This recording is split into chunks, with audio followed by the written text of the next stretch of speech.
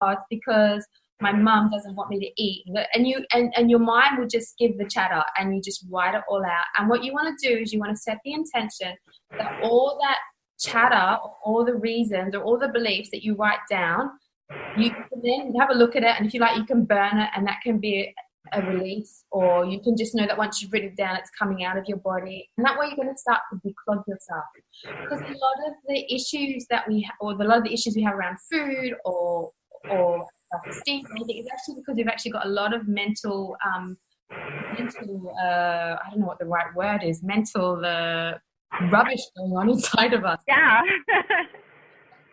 And that could come from our mum telling us things. It could be from the fact that we're jealous of a friend. It could be from a boyfriend that told us we're too fat. I mean, it could be many different, it could be all those reasons. Right.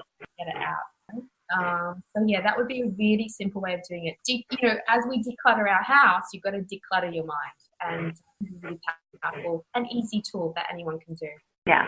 Journaling, that's a great idea. I like that you have mentioned both journaling and drawing because writing and that writing process helps get us out of that conscious mind and kind of into that deeper subconscious state, whether it's perceiving energy, in our environment from others, or bringing it out of ourselves. It's really important to just access those deeper layers, because stuff's under the surface. How do we get there? Exactly. It is all, and it's wanting to come out, and it will bug you.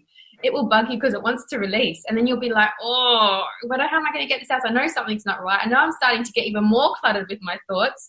What can I do? What can I do? And so, yeah, it's wanting to heal. So, yeah, you've got to get it out. It's got to come out.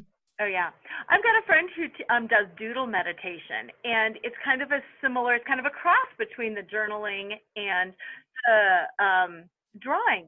She goes into this meditative state just with her pen and her pencil or whatever it is, and she draws and she doodles, and she said she will not be aware, and sometimes words will come out, and sometimes pictures will come out, and sometimes it's just shapes. And she said it's fascinating, the wide variety of things that just pours out of her as she's not thinking and not looking. It's amazing. Yeah, it is so amazing. And we have so much that we want to express, and our everyday life doesn't give us the creative time or the creative space to be able to express the depth of ourselves. So yeah, it's a really important process. Yeah. Well, if there is one word of wisdom or practice that you would like to leave our listeners with today, what would that be? I would say fall in love with love itself. So don't worry about falling in love with another person. Of course that will come. But practice falling in love with the energy of love itself. What does that mean? What would it feel like if you were falling in love with the vibration of love? What would it feel like? How would it feel if you were walking and you felt the energy of love supporting you and pushing you forward? So I would encourage or challenge listeners to fall in love with love. And just go on a journey into that. Have a relationship with love itself, and just see what happens. That is, yeah.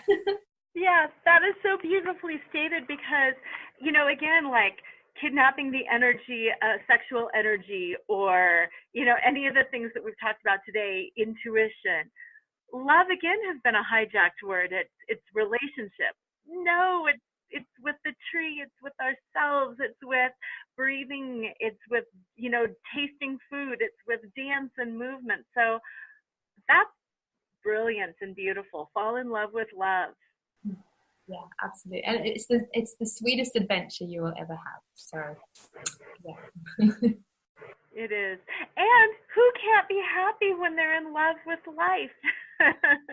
Eat a life. That's how heaven becomes an embodiment. It's not a destination that you die and you go to heaven.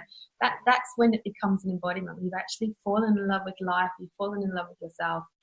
Mm-hmm. You get to experience a whole new level of reality. Yeah. Oh, absolutely. And then, no matter what happens to, there's that base of love.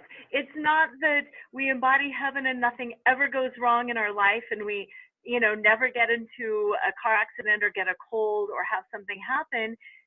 Things happen, but we're in love with love and life, and it's okay and we can manage it without being,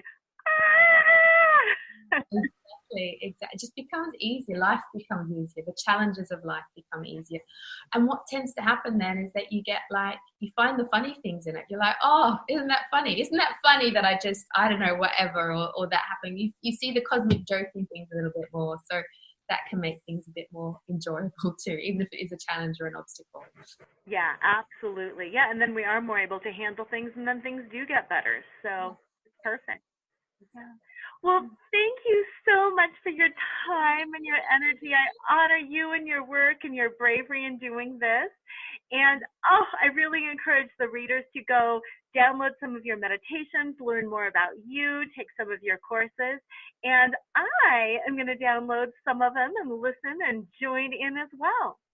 Amazing. Thank you so much. Thank you so much for just being your amazing self. I really felt a lot of energy from you. So you're a very vibrant person.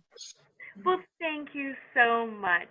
So you have a great day, and listeners, you all have a fantastic day. I will tune in with you guys all next week. And in the meantime, don't forget to flaunt. Tune in next time to Flaunt. Build your dreams, live your sparkle with radio host Laura Cheadle every Wednesday at 7 a.m. and 7 p.m. Eastern Time on syndicated Dream Vision 7 radio network. Come release self-judgment, reveal your naked self-worth, and re-choreograph a life filled with joy. Flaunt. Find your fetish, laugh out loud, accept unconditionally, navigate the negative, and trust in your truth. Find out more at lauracheadle.com. That's LORACHEADLE.com.